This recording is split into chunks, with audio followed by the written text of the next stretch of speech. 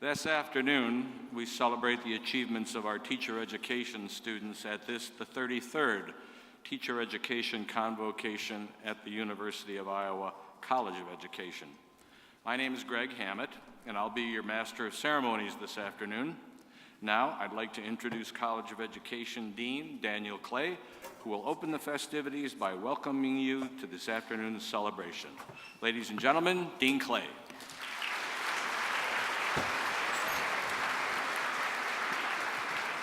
Good afternoon, everybody, and welcome on such a beautiful, beautiful day to help us celebrate the achievements of our students, most of whom are smiling right now.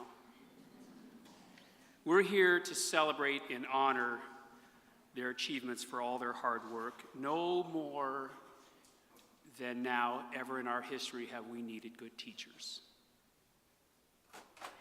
Never. And I can tell you, these teachers are prepared to face what we know will be some really significant challenges in our state, in our region, and in our country with respect to education. Few of them are now smiling.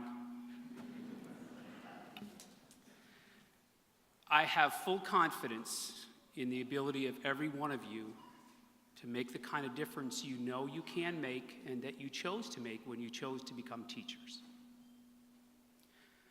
How many of you at some point wondered if you were ever going to make it through? It's okay, you can be honest, you'll still graduate. How many of you? Raise your hands.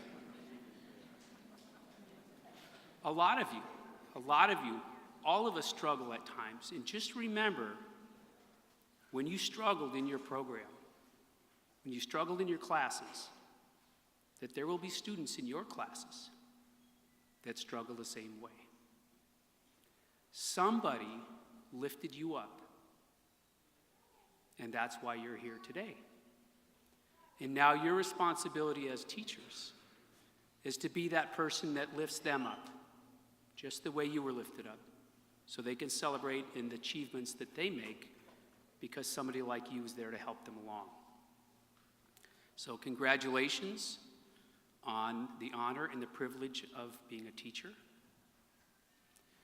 Accept with your whole heart that with that privilege comes an enormous responsibility, and we have confidence in you to fulfill that responsibility and make the kind of impact we know you can.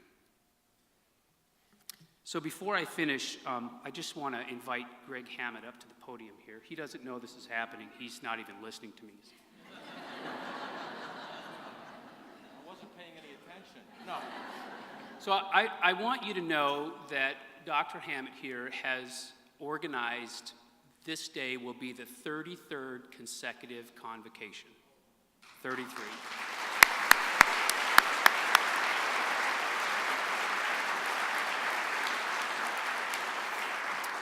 So I wanted to recognize him publicly and thank him for all his hard work. Nobody is more dedicated to our students than Dr. Hammett. We have a gift certificate to Hampshire for him. And also, I want you to know that beautiful flower arrangement there is presented to you on behalf of our students to thank you for all your work. So thank you, Greg, and congratulations. Thank you, Dan. Thank you very much.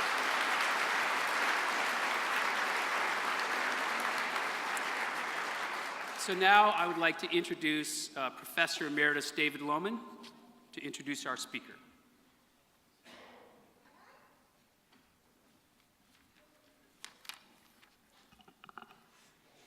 Good afternoon. It's been a while, my goodness. I doubt that many of you know me at all, which is a strange feeling to be here for that. It took me 15 minutes to find my tie, because I don't wear ties anymore. So, this is the second time in my life that I have been asked to introduce Dr. Rocklin. The first time was 31 years ago, when he was interviewing for a faculty position in the Department of Educational Psychology. The position for which Dr. Rocklin was being interviewed was something of a stretch for him and for the department. Although impressive, his qualifications were all in psychology, an undergraduate degree in psychology from Berkeley, a PhD in psychology from Northwestern, and then an assistant professorship that he currently held in the Department of Psychology at TCU. But educational psychology differs importantly from general psychology, the general psychology of learning, thinking, development, or problem solving, or individual differences in important ways. It is not just about learning, but about the teaching, learning process. And so our task was to decide if we thought Dr. Rockland was the kind of person who was open to learning about the educational side of educational psychology. Then as now, he was personally engaging and intellectually impressive, and so we hired him. And what a good decision it was. Over the years, that same willingness to take on new responsibilities, to learn new content and skills, has been the defining characteristic of Dr. Rockland's remarkable career. First as a professor of educational psychology, nationally recognized for his research on test anxiety, then the founding director of the Center for Teaching here at the university, then chair of the Division of Psychological and Quantitative Foundations, then associate provost of undergraduate studies, then senior associate provost, vice provost, and now vice president for student life. Smart, caring, well-grounded. Please welcome my friend and colleague, the vice president for student life, and again, after 31 years, Dr. Thomas Rockland.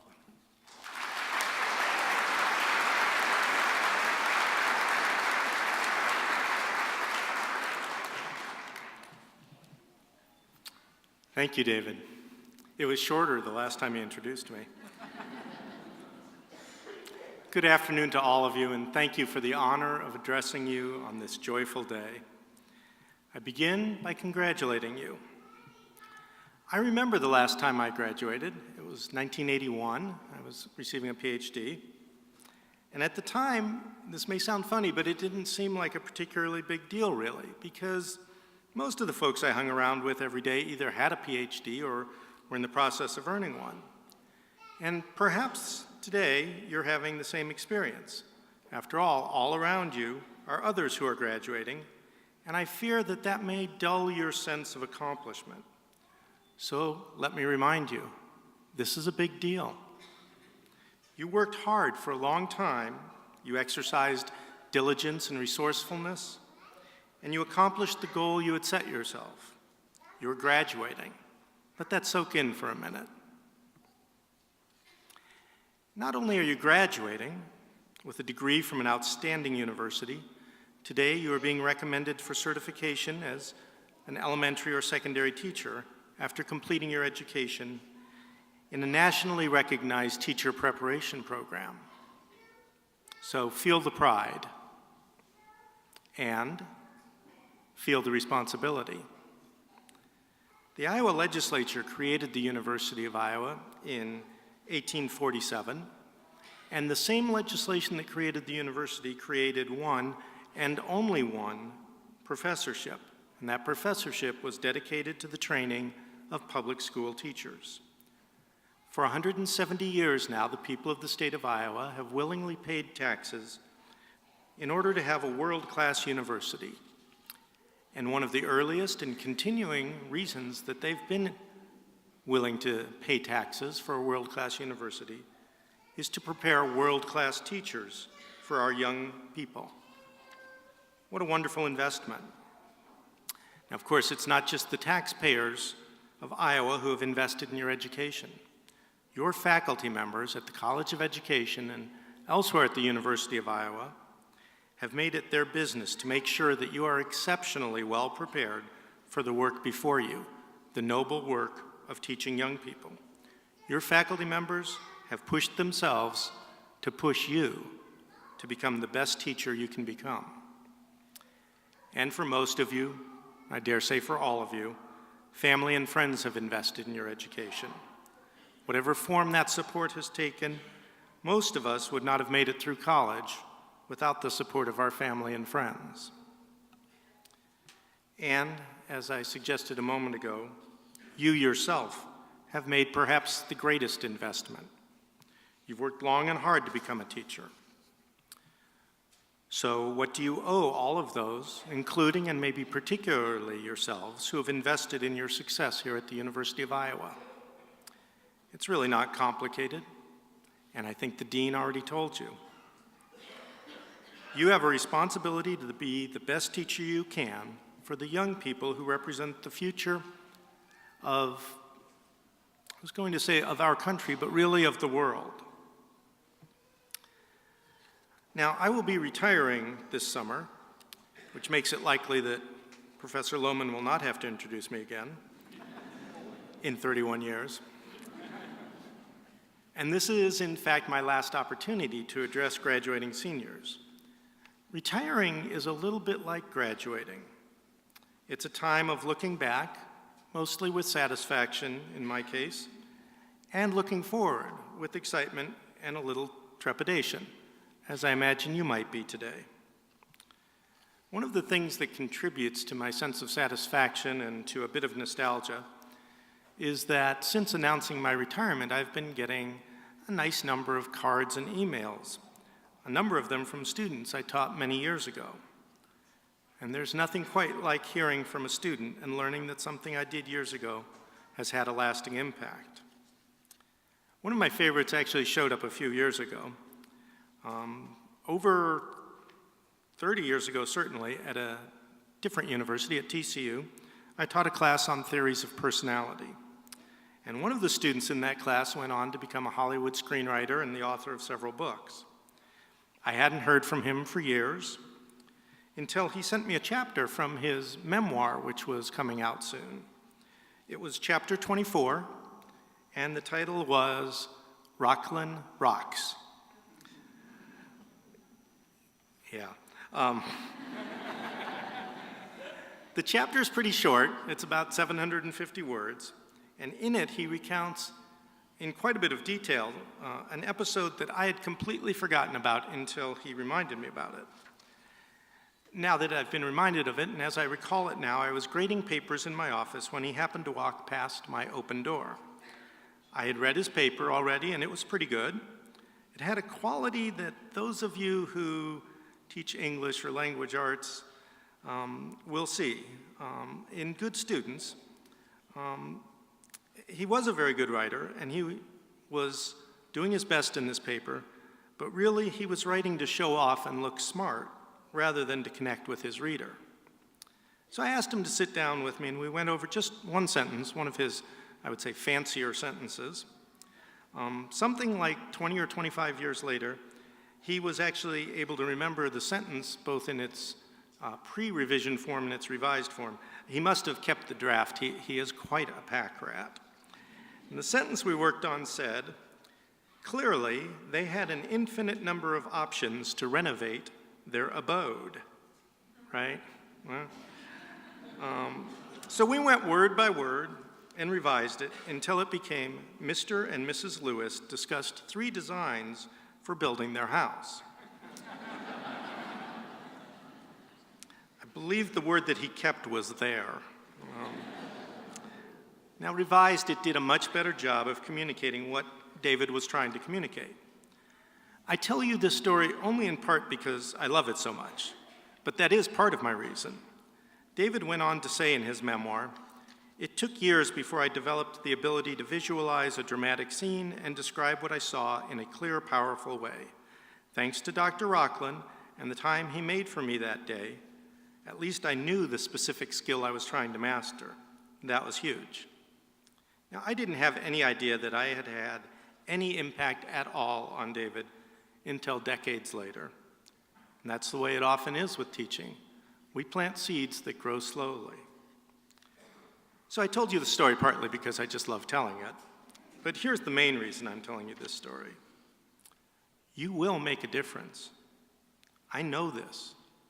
You're going to make lifelong differences in students' lives, in part because of the theory and technique you've learned here and in your various field experiences.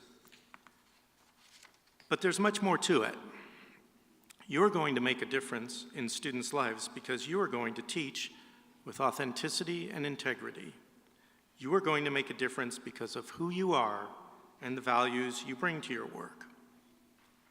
I asked a little earlier what you owe to all those who have invested in your education, including yourselves. Now that I think about it, maybe it's just this simple. You owe it to yourself and all that have supported you on this journey. You owe it to yourself to make a difference in the lives of as many of your students as you can. Now, some of you may remember attending Convocation on the Pentecrest lawn on a hot August day right before your classes here started. Anyone remember that? Yeah, okay. I was there with you. I was the one in the purple robe, and I spoke briefly to you. In part, I said, if your excitement today is tinged with a little bit of apprehension, listen carefully. You, each of you, belongs here at the University of Iowa. We admitted you because we know you can succeed, and we're here to help you succeed. We knew you could succeed, and now you have. Perhaps today, some of you are feeling the same sort of apprehension you felt back then. You're off to a new adventure. Well, if you are, listen carefully. We are graduating you because we know you can be excellent teachers. As I also said on that August day, I have nothing but confidence in you, and my confidence has been richly rewarded. Here you sit before me, soon to be new graduates of the University of Iowa and new teachers. So today I say again to you, as you graduate, I have nothing but confidence in you. Go change the world.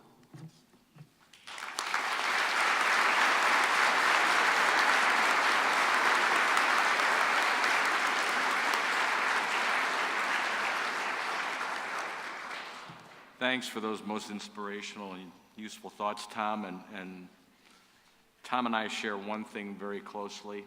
We commiserated for years here at the University of Iowa as two very diehard Cub fans. Tom, I haven't watched a single game this year. I want to just remember November and never look forward again. The person who will introduce our faculty speaker this afternoon is one of his students. Ladies and gentlemen, Ms. Corinne Van Beek.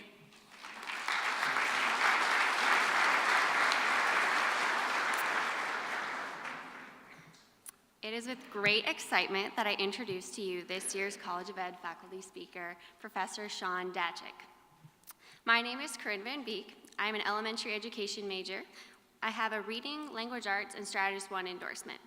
It was in the coursework of my Strategist 1 endorsement that I was fortunate enough to meet and learn from our speaker, Sean Dachik. Sean joined the College of Ed faculty in 2015 as an assistant professor of special education. Before joining us, he graduated with a PhD from Penn State University and was a special education teacher, director, and district administrator. In February, Sean acquired the new title of Dad when he and his wife, Kim, had their baby boy, Misha. Sean was chosen to speak to you today because he represents what it means to be a Hawkeye teacher. He is a lifelong learner who continually brings new methods and ideas to class. Sean incorporates high expectations into a warm, positive environment. He provides his students with relevant, useful instruction and takes the time to provide detailed feedback and collaborate with his students. I always looked forward to attending Sean's classes, and based on the group text poll that I conducted earlier this week, my peers did as well. I am forever grateful for the investment that Sean has put into his work here. I wouldn't be the educator that I am without it, and our special education program wouldn't be what it is either. I honestly could go on and on about how amazing Sean is, but I think it's best at this time if I let him show you himself. Please help me in welcoming this year's College of Ed faculty speaker, Sean Dachik.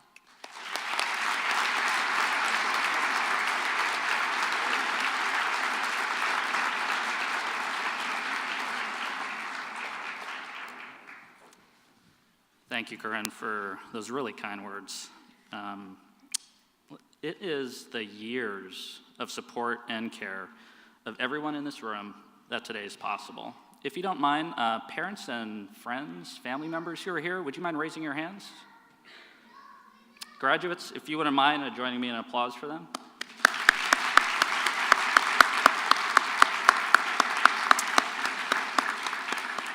Today's graduates, would you mind raising your hands? All right, good-looking group. If you all don't mind, I'd like to take just a couple minutes to talk directly to the graduates today. You've taken many courses over the years at the University of Iowa to prepare you for what it means to have your own classroom. I came up with some tips, though, that I think are just as important but probably haven't been covered yet. So these are pro tips, or professional tips.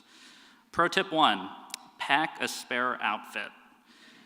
You all look great today, like I said. Some of you may be wearing your favorite dress shirt or outfit. Even if you're not, I recommend that you go home, put on your favorite dress clothes, and take as many photos as you can. Because your first week of teaching, your clothes will never look the same. You ever wonder what your favorite shirt looks like with multiple ink and highlighter stains? Have you ever gotten coffee, milk, and juice on your shirt at the same time? So your first day, bring a spare outfit. And you know what? Go the extra step, buy one of those little spot removers. Has anybody seen those? Put them in your desk. They come in handy. When you go to buy new dress clothes, I have 2 words to remember: wrinkle-free. I'm not sure if God has created anything better that can come straight from the dryer right onto a hanger. 3 words to stay away from: dry clean only. Most of your coworkers will know that probably means what you're wearing is dirty. Because what first-year teacher has time to go to dry cleaning? Pro tip 2, find a work-life balance. It's not recommended for anybody to drive and talk on the cell phone at the same time. Drive and talk. That's only 2 things. Now try to look after the well-being of an entire classroom full of kids while preparing your next lesson, answering a question from a student, and trying to figure out who lost a bathroom pass. This is all happening at the same time. Actually, that's probably going to be your first day. So after school, you need to step away. Do things that rejuvenate yourself. Your hobbies may change and get slightly more mature. This is okay. Your first year teaching, your Friday nights will probably start early and end early. Probably you'll fall asleep watching Netflix, actually. You'll actually be glad about that Netflix message that pops up that asks, "Are you still there?" The answer is yes, and you've probably fallen asleep. Pro tip 3, develop a good teacher stare. Many veteran teachers have mastered the teacher stare. It's a look that, without words, lets students know, you better think twice before you do that. But it also says at the same time, because I care about you. The teacher stare is warm and strict. It's yin and yang. It's Iowa Hawkeyes and Iowa State Cyclones living in harmony. That last part, actually, I might have gone too far on that one. So when you're at home after this, trying on your dress clothes, taking photos, practice your teacher stare. Hashtag teacher stare, hashtag Hawkeye teachers. I'm not sure if Mailing's here, but I'm definitely on brand with that. Hashtag Hawkeye teachers. A perfect teacher stare does not develop overnight. Pro tip 4, I only have 5 pro tips, pro tip 4, embrace diversity. As Americans, it can be easy to find ideas and issues that divide us, but there are 2 things that bring us together, 2 facts that bond us. We are becoming more diverse, and most of us will attend a public school. This is where you come in. Most of you will be teaching in a public school in the United States. You have the power to inspire students, to bring us together, to look across your classroom and see an opportunity to show your students that what we have in common is greater than our differences. Corinne was kind enough to mention, my wife and I are blessed. 3 months ago, my wife gave birth to our son. His name is Misha Jesse Myoy Dachik. I know that's a mouthful, but Misha is Russian, Jesse is American, Myoy is Chinese, and Dachik is Polish. One of my grandfathers was a Russian orphan. He was adopted by a Polish family, and they immigrated here, and he went to work in a steel mill outside of Youngstown, Ohio. One of my grandmothers fled communist China and landed in Hong Kong. She took her family on the long journey to the United States. And another grandfather was from a multi-generational American family outside of Detroit, Michigan. Our son's name reflects his family's American story, his unique American story. As teachers, you'll teach children like my son of different nationalities, races, genders, disabilities. You have the awe-inspiring opportunity to mend these diverse strands into a new American fabric, of taking the best of what society has to offer, its children, and taking part in their unique American stories. Pro tip 5, the last pro tip. Inspire your students in small ways. Your students are watching your every move, like Professor Rockland mentioned, whether you want them to or not. One day I was running late. I ran into my classroom, and one of my 6th grade students was standing in front of the class with his hand on his hip, slightly bent over, and he was grabbing his head and just sighing loudly, like, ah. And the whole class was cracking up. I didn't know what was going on. I said, sit down, what are you doing? He said, that's you, I'm doing what you do. You get frustrated, like when I get a bunch of answers wrong, and you grab your hair and sigh. That was a wake-up call to me. I didn't want my students to think I was frustrated with them. I was more frustrated with myself than anything. Later in that year, the same student raised his hand and accidentally called me Dad. He was very embarrassed. The other students heard this and changed my name from Mr. Datchuk to Mr. Daddy Chuck. That was my name for about a month. I was touched when that same student later on told me he looked up to me as an adult in his life that he could count on. The bigger lesson I learned from that student is that students are watching our every move, small and big, and using it as fuel. So you can inspire your students in small ways that are lasting. Teachers inspire their students. Teachers inspired me to pursue teaching. My undergrad mentor, Dr. Graff, told me one day to think of each day in seconds and minutes. There's no such thing as a bad day, only bad seconds and minutes. This positive spin stays with me today. Teachers inspired our graduates, too, who were kind enough to share some of their stories. Teachers inspired Hannah Luber. She still hears her 5th grade teacher, Miss Nestor, saying, I believe you can be literally anything you want to be. Teachers inspired Greg Ludwig and Corinne Van Beek. To this day, Greg still remembers a Thanksgiving Day activity his 2nd grade teacher, Miss Jones, created. And Corinne remembers when her 3rd grade teacher, Miss Klassen, made the entire class pancakes when they read Little House on the Prairie. Teachers inspired Leah Dow and Ryan Hockman. Both have parents who are lifelong teachers. Teachers inspired Amanda Berkeley. She remembers her high school teacher, Miss Hamilton, sharing her passion every day about learning. And teachers inspired Emily Arvola. She found motivation in one of her faculty members, Mark McDermott, telling his class that he walks past a university hospital every day and is inspired by the life-saving work done by doctors. But he also feels pride that doctors learn their important craft from teachers. I have no doubt that you can inspire your students as well. You will not only be teachers that inspire, but Hawkeye teachers that inspire. Thank you.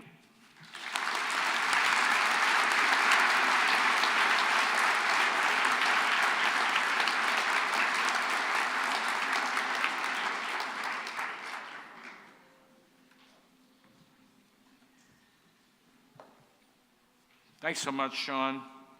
Thanks for all those precious remarks. Dry clean only.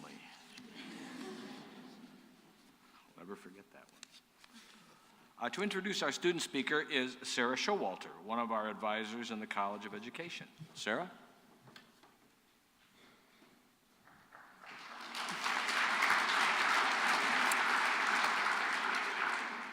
Good afternoon. I am so pleased today to introduce to you all my advisee, Samantha Kaplan. I first met Sam when she was a high school student visiting the University of Iowa. In our initial advising meeting, Sam informed me that she planned to major in elementary education as well as psychology. She also had interest in getting endorsements in social studies in middle school with an emphasis in teaching science and math. If my memory serves me correctly, I believe that I told her this was a very tall order for a 4-year timeline. Not only did Sam achieve this goal, but she balanced working in the Office of Admissions, and she also competed on the University of Iowa mock trial team. Sam also managed to find time to travel abroad and secure some pretty impressive summer internships, including one in which she worked for the U.S. Department of Education. As you can see, this is a student who took full advantage of what the University of Iowa has to offer, and it's my pleasure today to introduce you all to your chosen student speaker, Samantha Kaplan.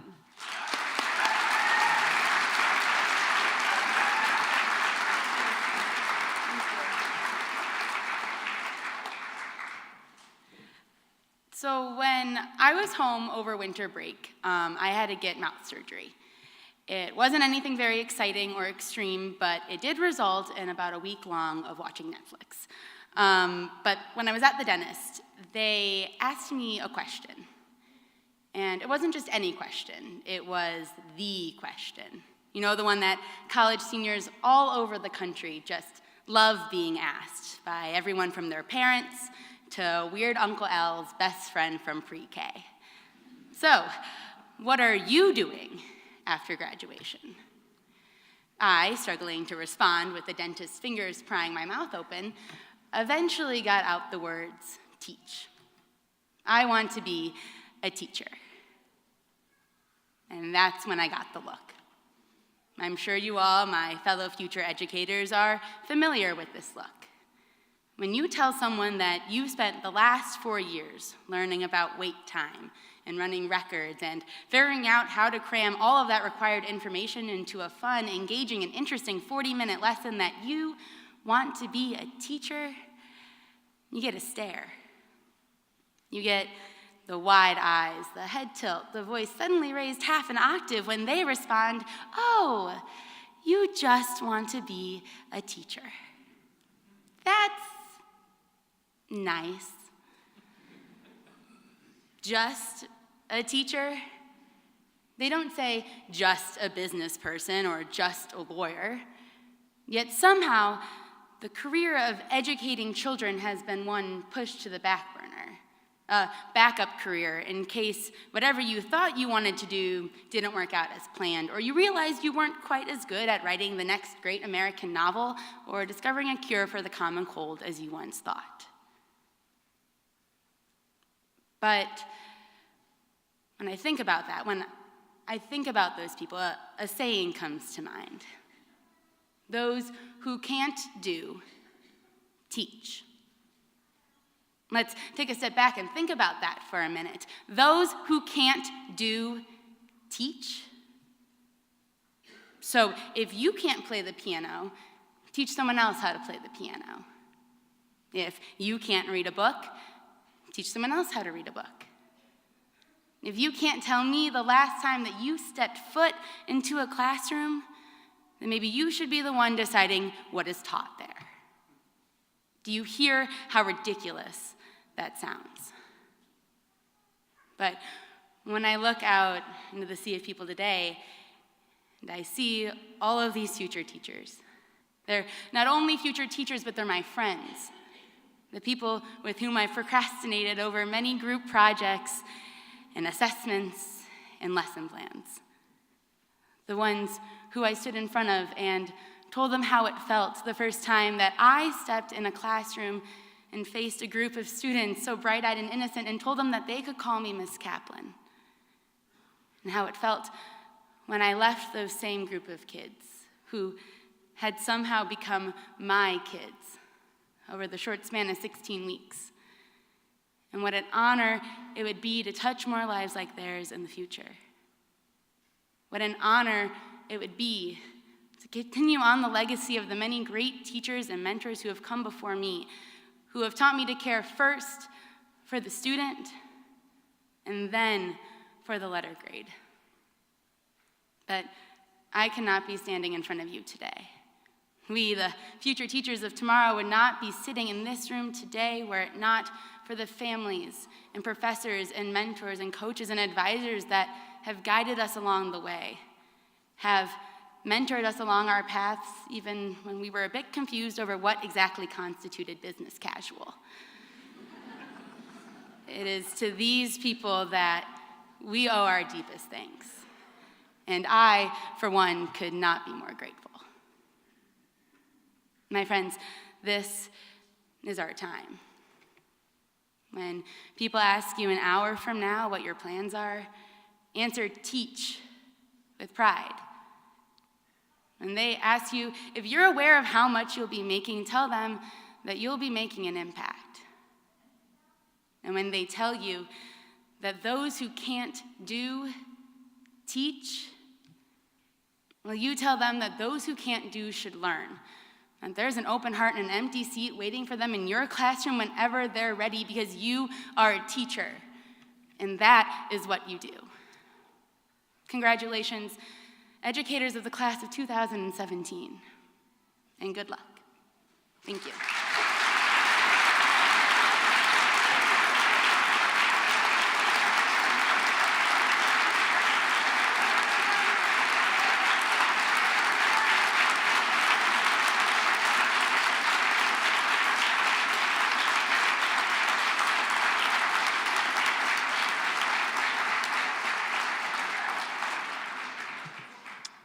Thank you very much, Sam. At this time, I'd like to call to the podium Associate Dean Nancy Languth. Dr. Languth will call forward our faculty to announce this semester's certification candidates. Ladies and gentlemen, Dr. Nancy Languth.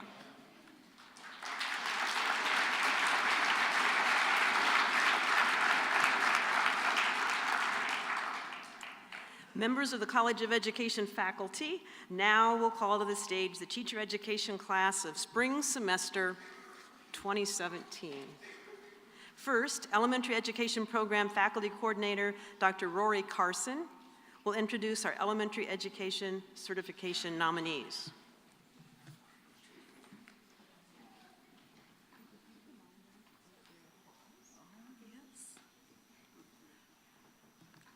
I've been asked to remind you to hold your applause until the last elementary education candidate goes across the stage, please.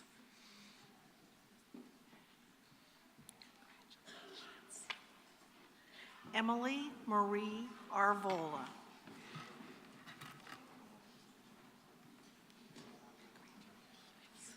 Samantha Jo Barton.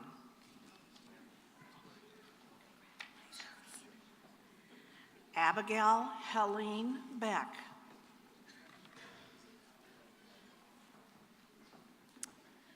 Faith Leanne Binder. Madison Lee Boyd.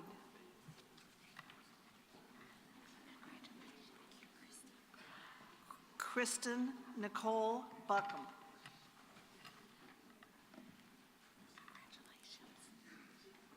Amanda Catherine Berkeley. Curtis Robert Butler.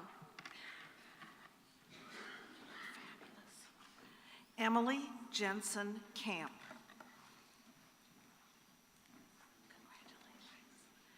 Alec Joseph Cassat.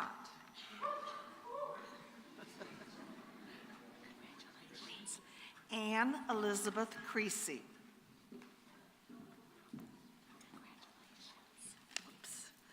Caitlin Joy Curran. Megan Marie Dietz. Leanne Marie Dow.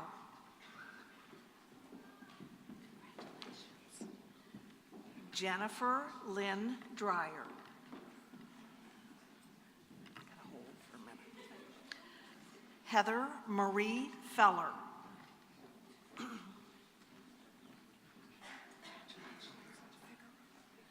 Christine Marie Figueroa.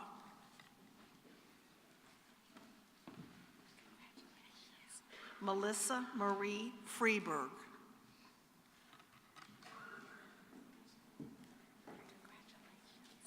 Savannah Lee Gable.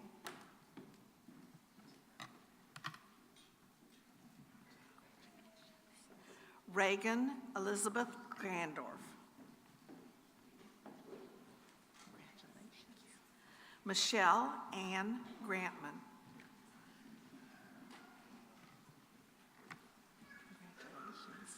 Michael Scott Hart.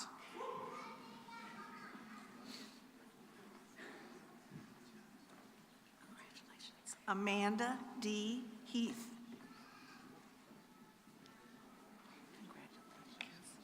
Ryan Dustin Hockman.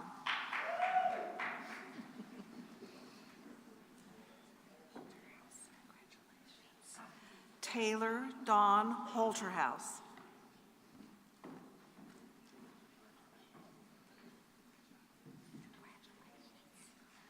Kimberly Laura Huff.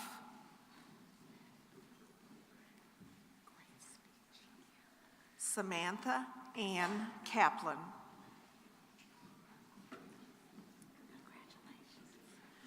Brittany Nicole Kinsler.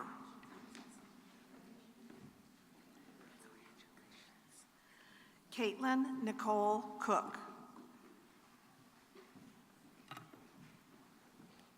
Congratulations. Carson Michelle Kramer.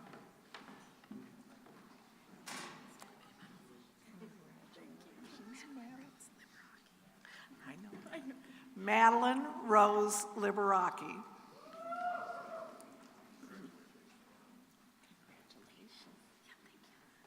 Allison Marie Lanin. Congratulations. Gregory Roger Ludwig. Congratulations. Alana Lynn Maloney. We're going to slow down for a minute, Sarah. Congratulations. Sarah Catherine McCreary. Congratulations. Chelsea Ray McGill. We're going to slow down for a minute. Congratulations. Jocelyn Bernadette Minor.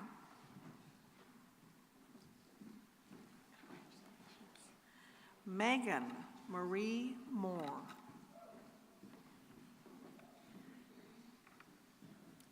Congratulations. Hannah Lee Murins.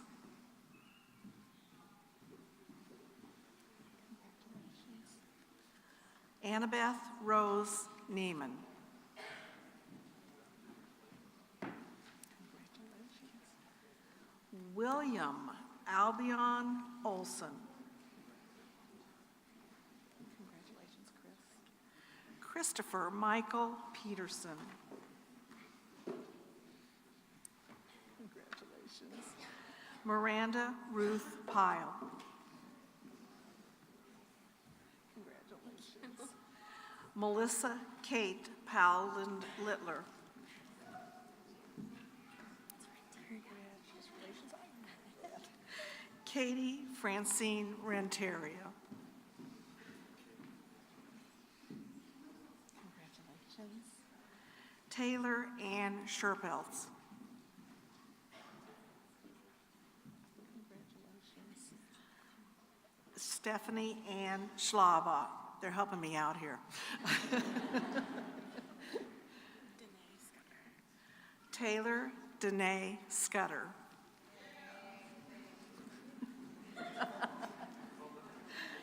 Caitlin Reed Cernak. Congratulations. James Matthew Shellman. Thank you. Congratulations. Erica Renee Stevenson. Congratulations, Corinne Ann Van Beek.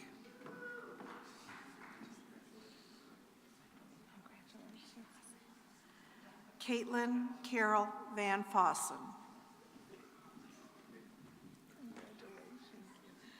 Abigail Audine Wilcox. Congratulations. John Wayne Wilbur. Congratulations. Tori Shalian. Shaylin Wolver.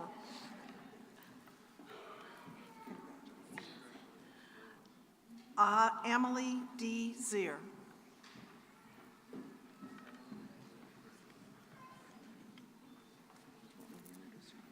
Now it's time to applaud.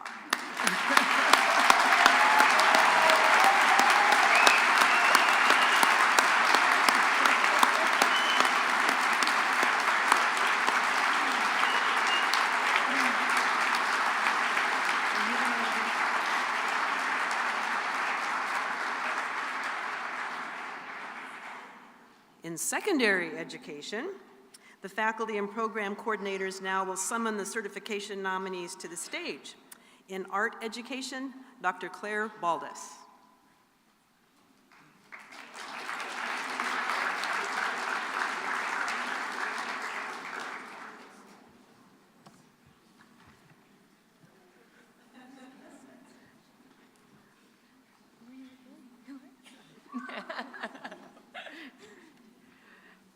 Kaylee Lynette Huber.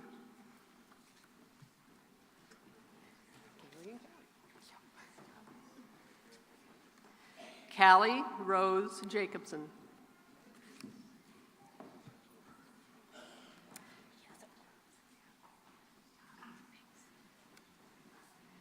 Elizabeth Ashley Mann.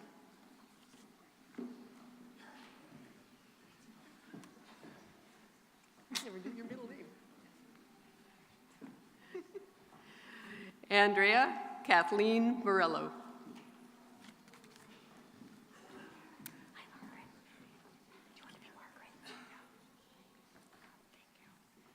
Margaret Mary Yosius.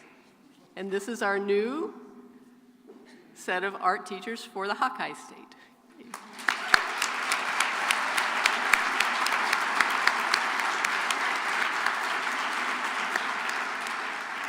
And they already know the no dry clean rule.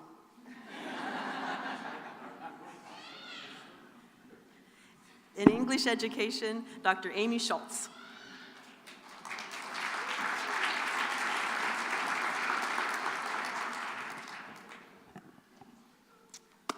Here we go. Carly Rose Allen.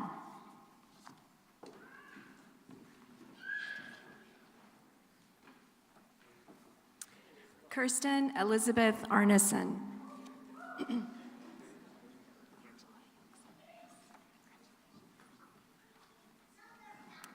Angela Gail Harger.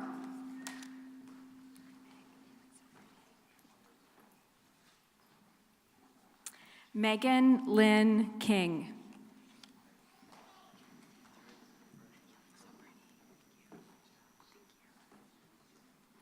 Taylor Danielle Massey.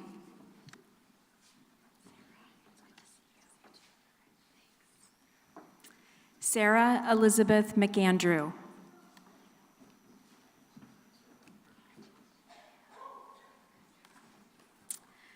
Farida Nahanovic.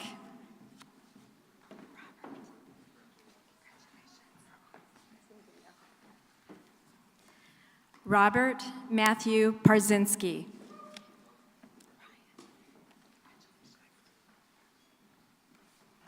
Ryan Lane Schroeder.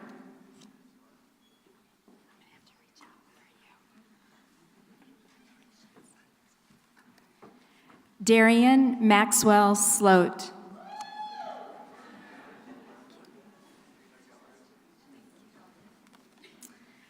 Caitlin Elizabeth Twaddle.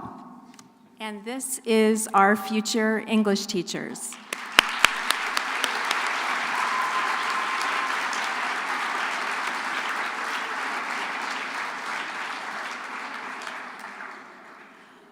Foreign language education, Dr. Pam Wesley.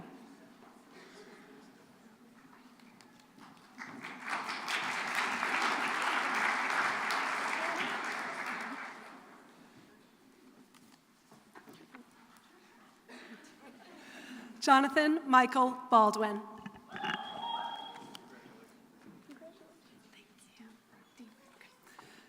Kara Jean Deemer. And that's our two foreign language teacher licensure folks.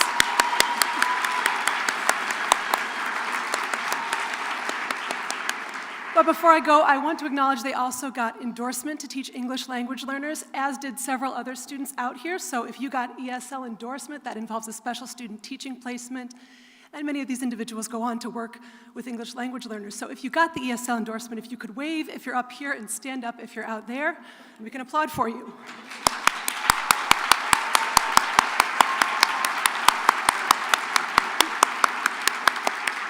Thank you.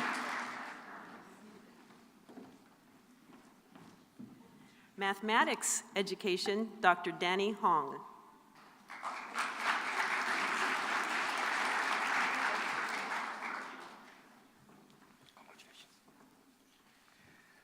Alison Jenna Barr.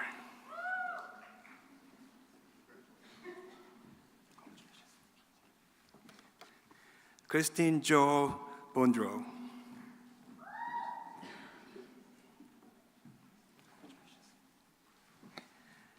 Emily Christine Moruth. Jeffrey R. Thorwat. So these are future mathematics educators.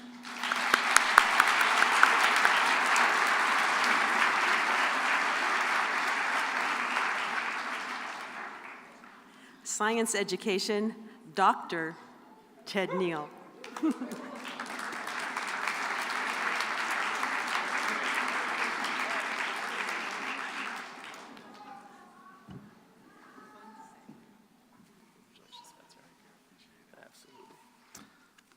Spencer Jeremiah Gibson.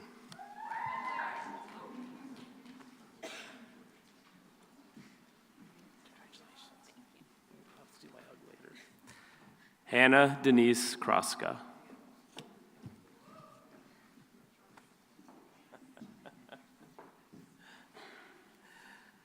Caitlin Mary Keener and twins.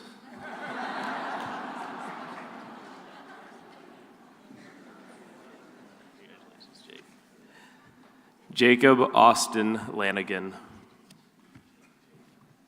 I can't wait for the cowbells. I don't have cowbells. Hannah Clark Luber.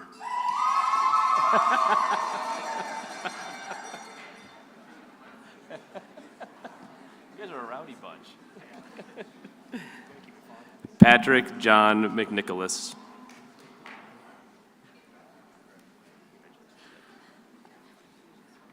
Nicholas John Newcomer.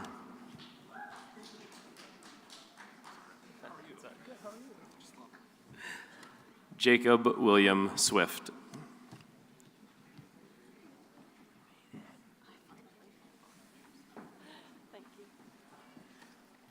Lauren Elizabeth Yoon. They've all been instructed not to teach with alternative facts.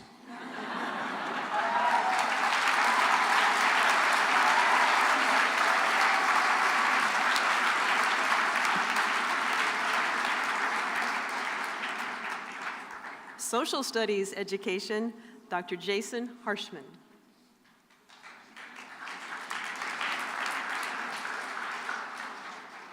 And now for the people responsible for teaching about the government.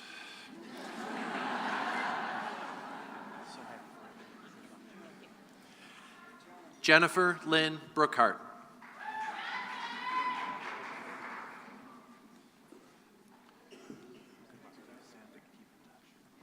Samuel Benjamin Cerruti.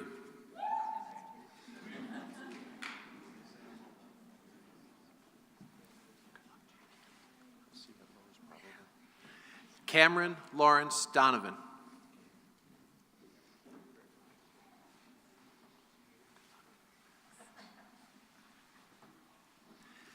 Ashley Marie Jennings.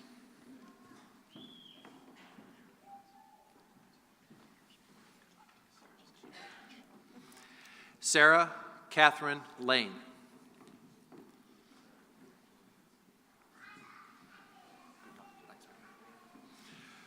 Russell Tucker Muth.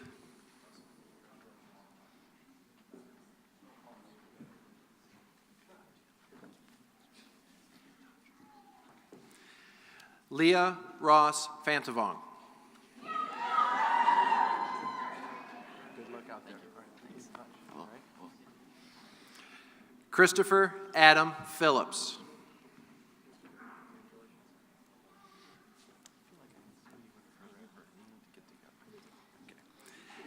Abigail Ada Louise Schrader.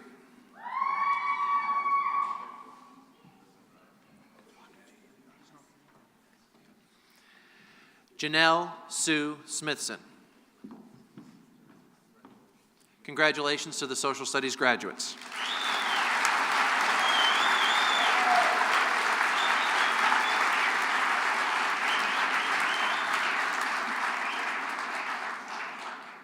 Ladies and gentlemen, I now call to the podium University President Bruce Harold, College of Education Dean Dan Clay.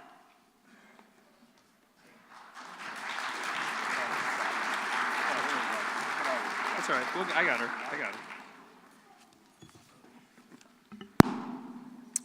I ask that the University of Iowa candidates for certification to teach elementary and secondary education in the state of Iowa to please rise.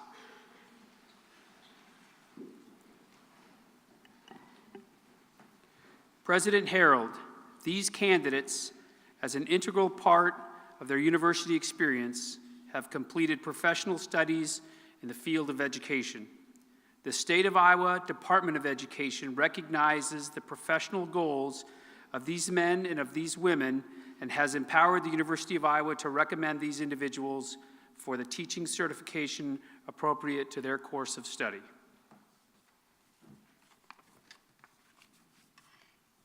The University of Iowa cooperates with the Iowa Department of Education in preparing men and women who will teach in elementary and secondary schools in our state, in our nation, and around the world. The university takes great pride in fulfilling its charter mission to educate outstanding teachers. To our students who have chosen to enter the most noble profession of teaching and who have met the requirements set by the College of Education and the state of Iowa, I recommend you on behalf of the University of Iowa to the Department of Education for certification as elementary and secondary teachers. My colleagues and I extend our heartiest congratulations.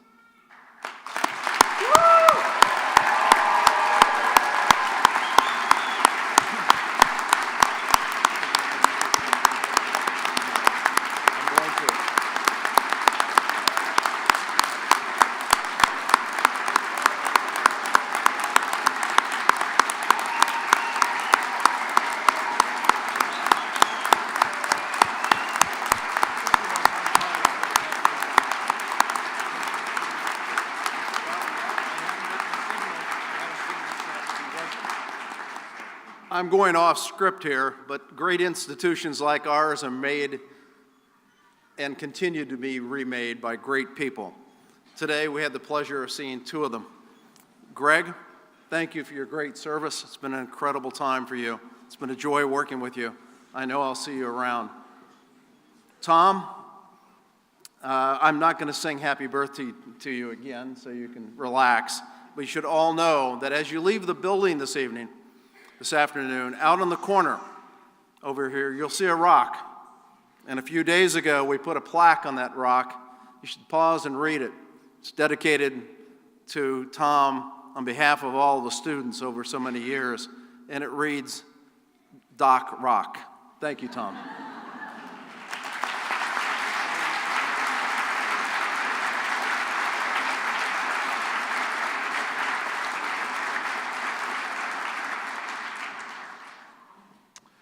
Ladies and gentlemen, as we conclude, I'd like to thank University President Harold, Dean Clay, Associate Dean Languth, and especially Vice President Tom Rockland for their participation in this afternoon's convocation.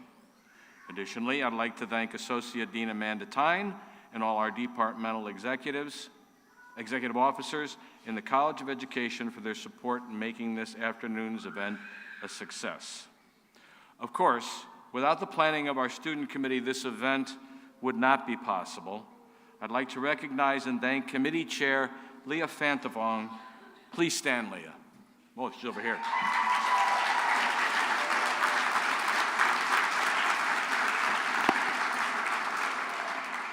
The student committee, and we started this in 2001, the student committee is the one that puts together the decorations, the music, part of the program, picks all the speakers, and garners enthusiasm for the event amongst their colleagues throughout the semester. So I'd like, for this last convocation, before we become a real commencement next year, I'd like the entire committee to please stand.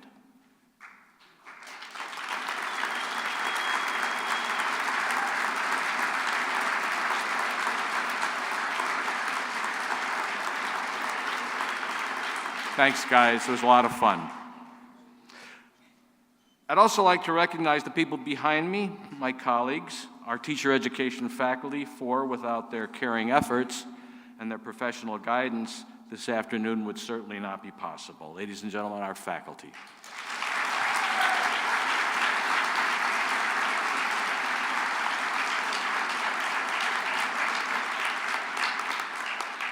there are a few people I have to especially recognize without whom this event really could not go forward. They are the people behind the scenes who have made this event happen over the years through their planning and organization of all the Convocation's logistics via their roles in the Office of Student Services. Ladies and gentlemen, I'd like you to join me in acknowledging the indispensable work of our staff at the Office of Student Services, especially Amy Bennett, Stacy Urban, and Sue Klein.